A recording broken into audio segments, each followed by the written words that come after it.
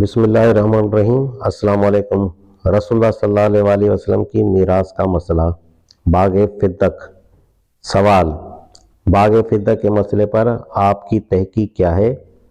اس کو اس انداز میں پیش کیا جاتا ہے جیسے حضرت سیدنا فاطمہ رضی اللہ عنہا پر ظلم کیا گیا۔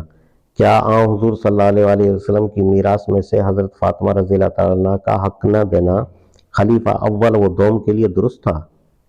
جواب: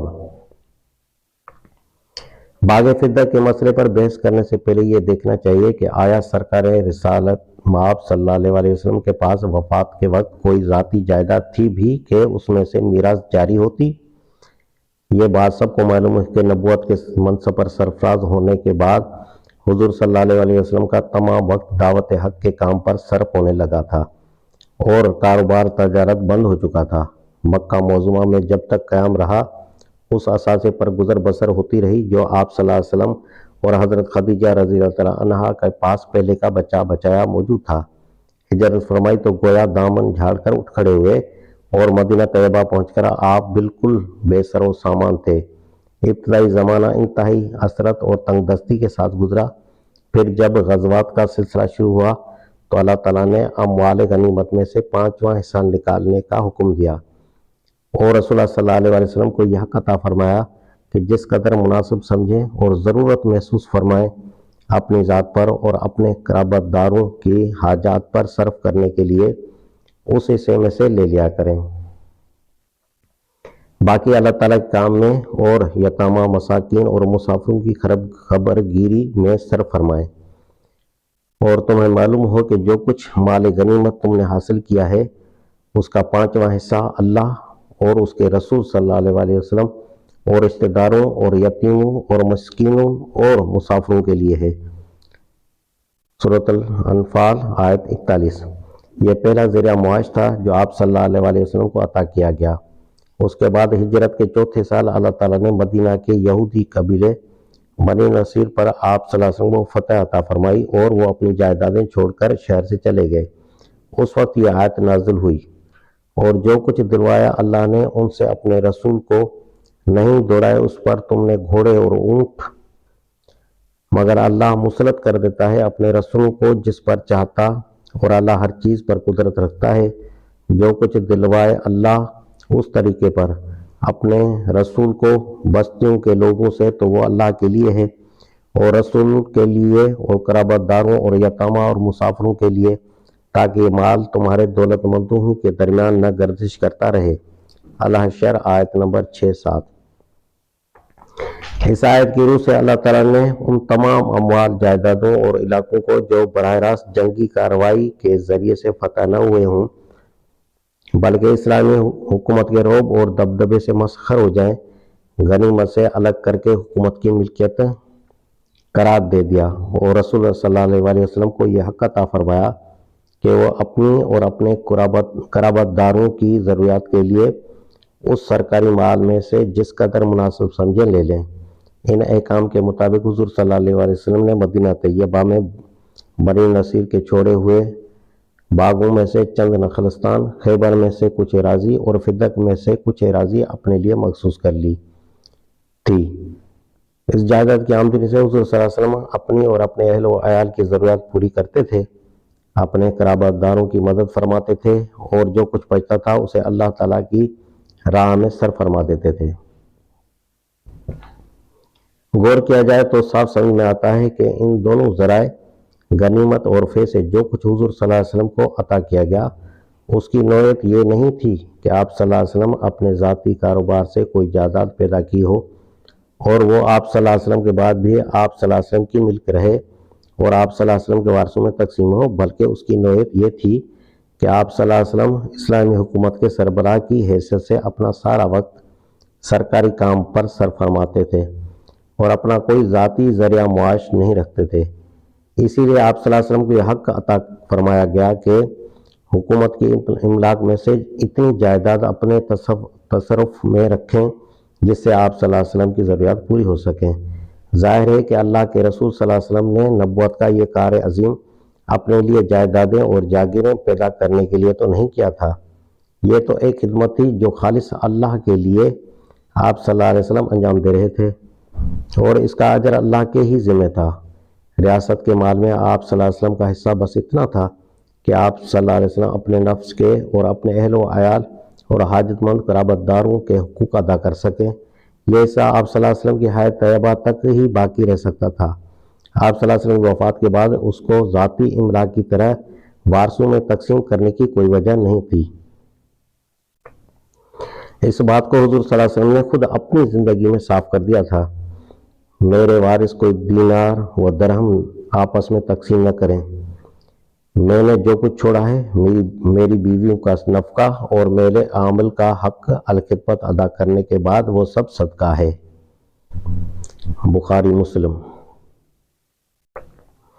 ہمارا کوئی وارث نہیں ہوتا، جو کچھ ہم نے چھوڑا وہ صدقہ ہے۔ محمد صلی اللہ علیہ وسلم کے گھر والے تو اس مال میں سے بس کھا لیتے ہیں، کھانے بھر سے زیادہ لینے کا انہیں حق نہیں ہے۔ بخاری مسند احمد مسلم۔ اللہ عز و جل کسی نبی کو بسر اوقات کے لیے جو کچھ دیتا ہے وہ اس کی وفات کے بعد اس شخص کے حوالے کر دیتا ہے جو اس کا جانشین ہو۔ مسند احمد۔ اس مال کے متعلق حضور صلی اللہ علیہ وسلم کی یہ ہدایت کچھ خفیہ نہ تھی، بلکہ تمام جلیل قدر صحابہ کرام ان کو جانتے تھے۔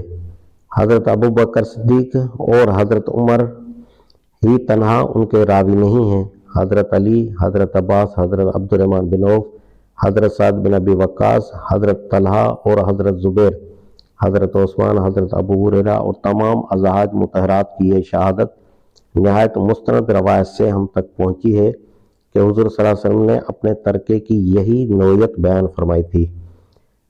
اس فرمان مبارک ہوتے ہوئے کون شخص یہ تصور کر سکتا ہے کہ حضور صلی اللہ علیہ وآلہ وسلم کے خلفاء آپ صلی اللہ علیہ وسلم کی چھوڑی ہوئی جائیداد کے معاملے میں کوئی دوسرا فیصلہ کرنے کے مجاز ہو سکتے تھے؟ اب دیکھیں کہ حضور صلی اللہ علیہ وسلم کی وفات کے بعد مطالبہ میراث کس طرح اٹھا اور آپ صلی اللہ علیہ وسلم کے خلفاء نے اس پر اپنے اپنے زمانوں میں کیا کارروائی کی۔ شرعی قاعدے کے مطابق میراث کا مطالبہ کرنے کے حقدار صرف 3 فریق ہو سکتے تھے، ایک سیدنا حضرت فاطمہ رضی اللہ تعالیٰ عنہ بیٹی کی حیثیت سے، دوسرے حضرت عباس رضی اللہ تعالیٰ عنہ چچا کی حیثیت سے، تیسرے جملہ ازواج مطہرات بیویوں کی حیثیت سے۔ ان میں سے پہلے 2 فریقوں یعنی سیدنا فاطمہ رضی اللہ تعالیٰ عنہ اور حضرت عباس رضی اللہ تعالیٰ عنہ نے حضرت ابو بکر صدیق رضی اللہ تعالیٰ عنہ کے خلیفہ مقرر ہونے کے بعد خیبر، فدق اور مدینہ طیبہ کے اس جائیداد کے متعلق جو حضور صلی اللہ علیہ وسلم کے تصرف میں تھی اپنا دعویٰ پیش کیا، اور بعض روایت کے مطابق حضرت فاطمہ رضی اللہ تعالیٰ عنہ نے استدلال کرتے ہوئے یہ بھی فرمایا کہ جب تمہاری وفات کے بعد تمہارا ترکہ تمہارے اہل و عیال ہی میں تقسیم ہونا ہے تو آخر میرے باب نبی صلی اللہ علیہ وآلہ وسلم کی وفات کے بعد ان کے ترکے میں سے مجھے کیوں میراث نہ ملے؟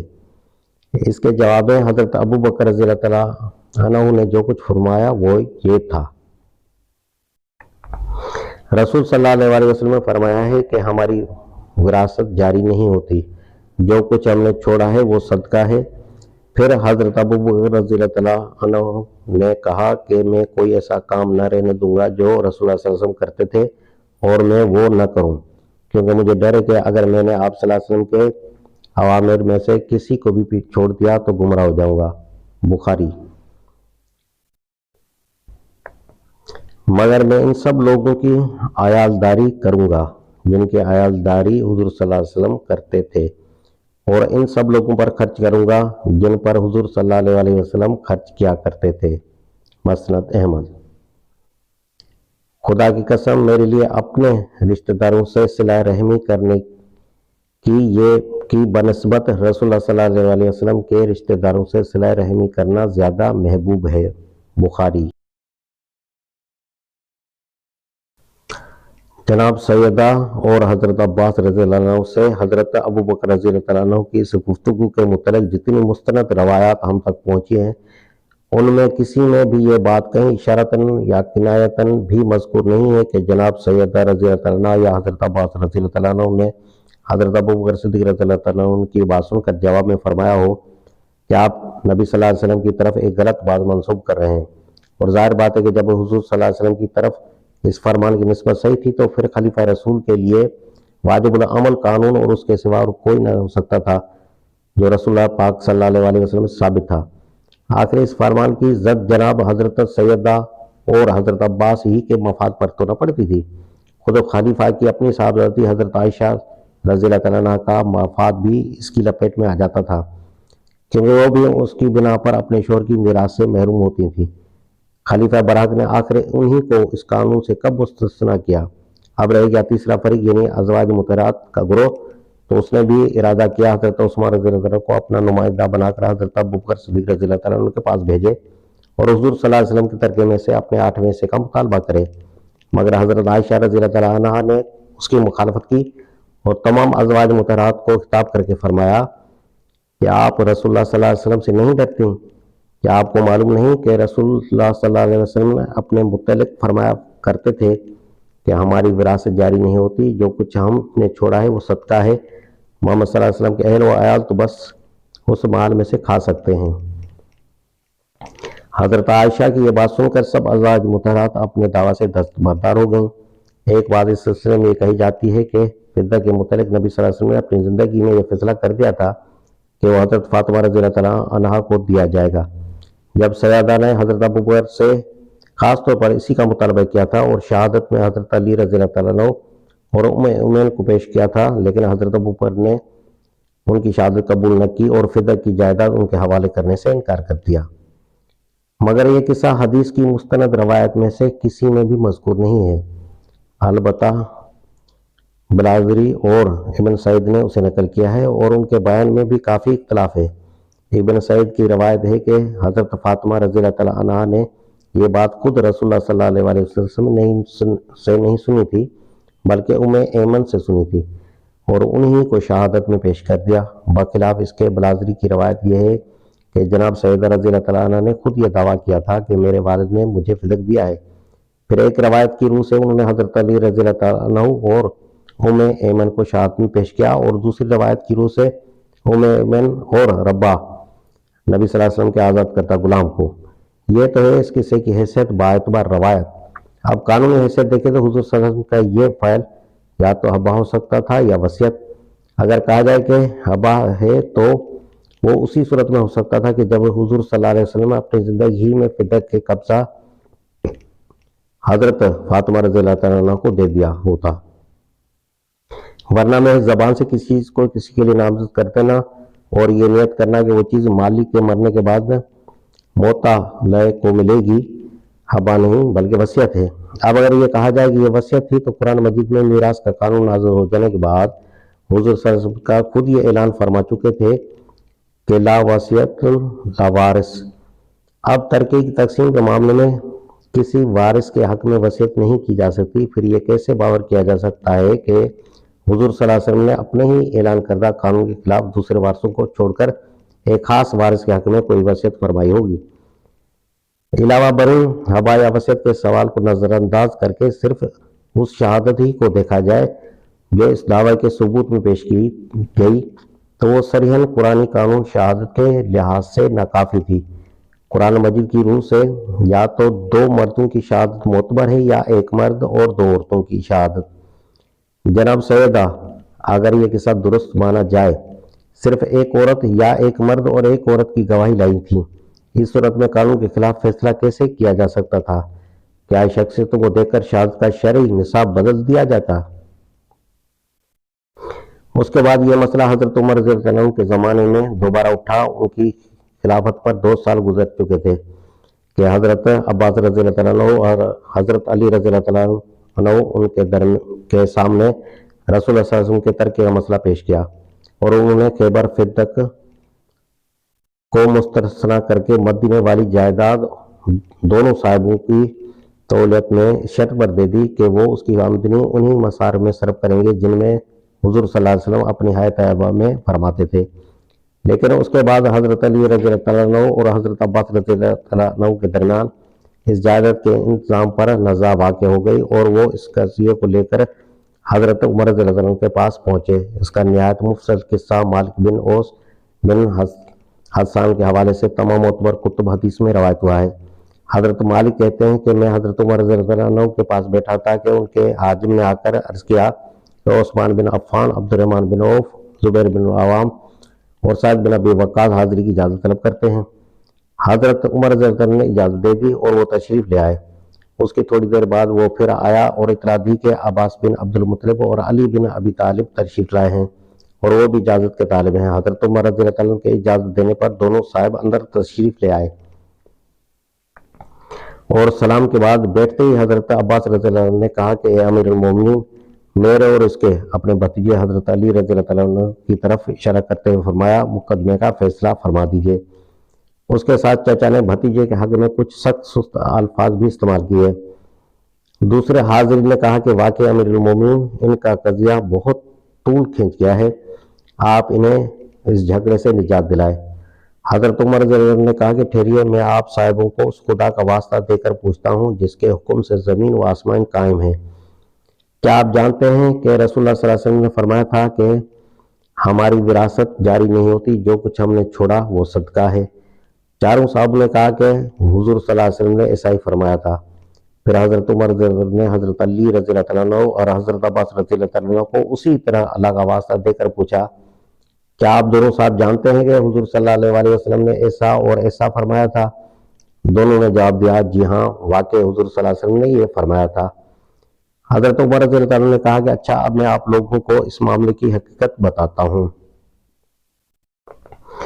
اللہ تعالیٰ نے فے کے معاملے میں اپنے رسول صلی اللہ علیہ وسلم کو مخصوص اختیارات عطا فرمائے تھے جو کسی دوسرے کو عطا نہیں فرمائے۔ پھر سورہ حشر کی آیات جو اوپر بیان کی جا چکی ہیں آخر تک تلاوت کر کے حضرت عمر رضی اللہ عنہ نے فرمایا، اس آیت کی روح سے یہ اموال فے خالصتاً رسول اللہ صلی اللہ علیہ وسلم کے لیے تھے، مگر خدا کی قسم حضور صلی اللہ علیہ وسلم نے آپ لوگوں کو چھوڑ کر ان سب کو اپنے لیے نہیں سمجھ لیا اور نہ ان کے معاملے میں کوئی خود غرضی برتی، بلکہ انہیں آپ ہی لوگوں میں تقسیم کر دیا، یہاں تک کہ 3 جائیدادیں مدینہ، فدق اور خیبر والی بچ گئیں۔ ان جائیدادوں میں سے حضور صلی اللہ علیہ وسلم نے اپنا اور اپنے اہل و عیال کا سال بھر کا نفقہ لے لیتے تھے اور باقی ساری آمدنی انہی کاموں میں صرف فرماتے تھے جن میں اللہ تعالیٰ کا مال صرف کیا جاتا ہے۔ یہ حضور صلی اللہ علیہ وسلم کا عمل ان اموال کے معاملے میں زندگی بھر رہا ہے۔ میں آپ لوگوں کو خدا واسطہ دے کر پوچھتا ہوں کہ یہ بات آپ سب لوگوں کے علم میں ہے؟ چاروں صاحب نے جواب دیا، جی ہاں۔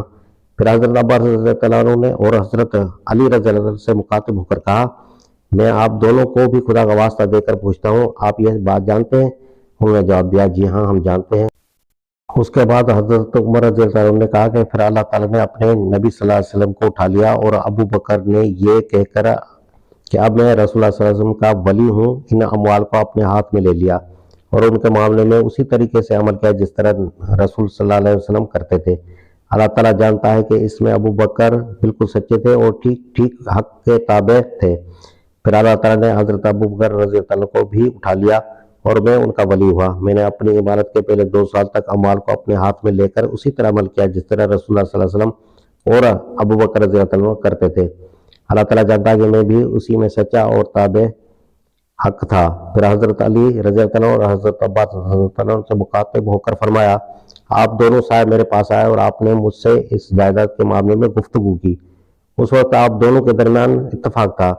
اے عباس، آپ نے مجھ سے اپنے بھتیجے کی میراث طلب کی اور اے علی، آپ نے مجھ سے اپنی بیوی کے واسطے سے ان کے والد کی میراث مانگی۔ میں نے آپ سے کہا کہ رسول اللہ صلی اللہ علیہ وسلم کا ارشاد ہے کہ ہمارا کوئی وارث نہیں ہوتا اور جو کچھ چھوڑا وہ صدقہ ہے، لہٰذا اگر آپ چاہتے ہیں تو میں اس شرط پر یہ جائیداد آپ کے حوالے کر سکتا ہوں کہ آپ اس میں اسی طرح عمل کریں گے جس طرح رسول اللہ صلی اللہ علیہ وسلم اور اس کے بعد ابو بکر رضی اللہ عنہ عمل کرتے رہے اور خلیفہ ہونے کے بعد سے عمل کر رہا ہوں، لیکن اگر یہ شرط آپ کو منظور نہ ہو تو مجھ سے اس معاملے میں بات نہ کیجیے۔ پھر حضرت عمر رضی اللہ عنہ نے چاروں صاحبوں کو خدا کا واسطہ دے کر پوچھا، کیوں حضرات؟ میں نے اسی شرط پر یہ جائیداد ان دونوں اصحاب کے حوالے کی تھی؟ انہوں نے کہا ہاں۔ پھر حضرت علی رضی اللہ عنہ اور حضرت عباس رضی اللہ عنہ کو بھی اسی طرح خدا کا واسطہ دے کر پوچھا، اس جائیداد کو حوالے کرتے وقت میری یہی شرط تھی؟ انہوں نے بھی اسے تسلیم کیا۔ اس کے بعد حضرت عمر رضی اللہ عنہ نے کہا، اب آپ چاہتے ہیں کہ میں اس سے مختلف فیصلہ کر دوں؟ اس خدا کی قسم جس کے حکم سے زمین و آسمان قائم ہیں، میں کوئی دوسرا فیصلہ نہیں کروں گا۔ اگر آپ اس شرط پر عمل نہیں کر سکتے تو یہ جائیداد میرے حوالے کر دیجیے، میں اس کا انتظام کر لوں گا۔ بخاری۔ یہ ہے اس معاملے کی پوری تاریخ جو حضرت ابو بکر رضی اللہ تعالیٰ عنہ اور حضرت عمر رضی اللہ تعالیٰ عنہ کے زمانے میں پیش آئی۔ اسے دیکھ کر ہر شخص خود رائے قائم کر سکتا ہے کہ اس معاملے میں جو کچھ کیا گیا تھا وہ ظلم تھا یا عدل اور حق۔ اس کے ساتھ دو باتیں اور بھی ہیں جو صحیح رائے قائم کرنے کے لیے نگاہ میں رکھنی چاہیے۔ اول یہ کہ اصل بحث صرف یہ تھی کہ اس جائیداد کو نبی صلی اللہ علیہ وسلم کے بعد میراث میں تقسیم کیا جا سکتا ہے یا نہیں۔ یہ بحث نہ تھی کہ رسول اللہ صلی اللہ علیہ وسلم کے اہل و عیال اور قرابت داروں کے بیت المال سے نفقہ پانے کا حق ہے یا نہیں۔ تاریخ گواہ ہے کہ حضرت ابو بکر رضی اللہ تعالیٰ عنہ اور حضرت عمر رضی اللہ تعالیٰ عنہ نے خود اپنی ذات اور اپنے خاندان والوں سے بدرجہ زیادہ ان حضرات کی خدمت کی، ان کے حق کو ہر دوسرے حق پر مقدم رکھا، اور جو وظائف ان کے لیے جاری کیے وہ خیبر اور فتح اور مدینہ طیبہ کی جادوں کے محاصل سے کہیں بڑھ کر تھے۔ دوسری بات جو اس سے بھی زیادہ اہمیت رکھتی ہے بلکہ اس مسئلے میں فیصلہ کن ہے وہ یہ ہے کہ خود سیدنا حضرت علی رضی اللہ تعالیٰ عنہ جب خلیفہ ہوئے تو انہوں نے بھی اس جائیداد کو رسول اللہ صلی اللہ علیہ وسلم کی میراث قرار دے کر وارثوں میں تقسیم نہیں کی بلکہ اسے بدستور وقف فی سبیل اللہ ہی رہنے دیا۔ سوال یہ ہے کہ اگر یہ واقعی میراث ہی تھی تو حضرت علی رضی اللہ تعالیٰ عنہ کے لیے اپنے زمانہ اقتدار میں وارثوں کو اس سے محروم رکھنا کیسے جائز ہو گیا؟ اسے ظلم ہی کہنے کو کسی کا جی چاہتا ہو تو پھر اسے اتنا انصاف تو کرنا ہی چاہیے کہ جس نے اس کا ارتکاب کیا ہے ان سب کو ظالم کہے۔ ایک ہی فعل پر کسی کے حق میں ایک فیصلہ اور کسی دوسرے کے حق میں دوسرا فیصلہ کرنا حق پرست آدمی کا کام نہیں ہے۔